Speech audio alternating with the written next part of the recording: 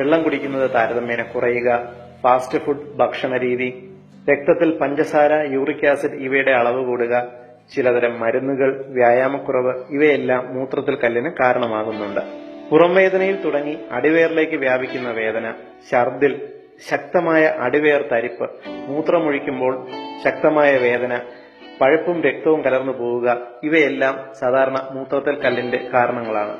Operation മുഖേനയോ മരുന്നുകൾ കഴിച്ചോ കല്ല് അരിയിച്ചു കളയാനുള്ള മാർഗങ്ങൾ ഇപ്പോൾ എല്ലാ വൈദ്യശാസ്ത്രത്തിലും ലഭ്യമാണ്. എന്നാൽ ഇവിടെ എത്നിക് ഹെൽത്ത് കോഡ് 1-2 ദിവസം കൊണ്ട് മൂത്രത്തിൽ കല്ല് ശരീരത്തിൽ നിന്നും പുറന്തള്ളാവുന്ന ഒരൊറ്റമൂലിയാണ് അവതരിപ്പിക്കുന്നത്. തമിഴ്നാട്ടിലെ കുഗ്രാമങ്ങളിൽ പഴമക്കാർ ഉപയോഗിച്ചിരുന്ന ഈ ഒറ്റമൂലി ഫലപ്രദവും പാർശ്വഫലങ്ങൾ ഇല്ലാത്തതുകൊണ്ടുമാണ് എത്നിക് ഹെൽത്ത് കോഡ് ഇവിടെ അവതരിപ്പിക്കുന്നത്. 1/2 കിലോ ബീൻസ് വാങ്ങുക.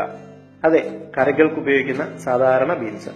1/2 കിലോ ബീൻസ് പൊളിച്ച് അതിന്റെ ബീൻസ് വേർതിരിച്ച് ചെറുതായി നുറുക്കുക.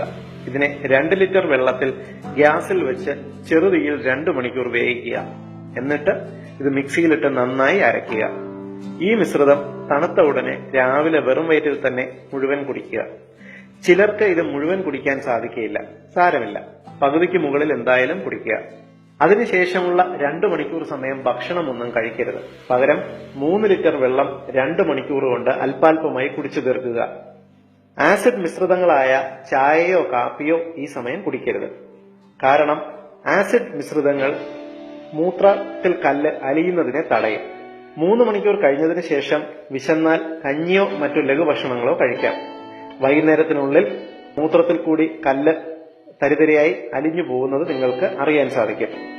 ചിലരിൽ കല്ല് താഴേക്ക് വരുമ്പോൾ ചെറിയ വേദന ഉണ്ടായി എന്ന് വരാം. സാരമില്ല, വേദന സ്വയം മാറിക്കൊള്ളും.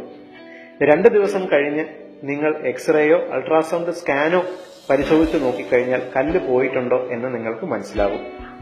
യാതൊരു സൈഡ് എഫക്റ്റും ഇല്ലാത്ത എല്ലാവർക്കും ട്രൈ ചെയ്യാവുന്ന ഈ ഒറ്റമൂലി നിങ്ങൾക്ക് വേണ്ടി അവതരിപ്പിക്കുന്നത് ethnichealthcode.com.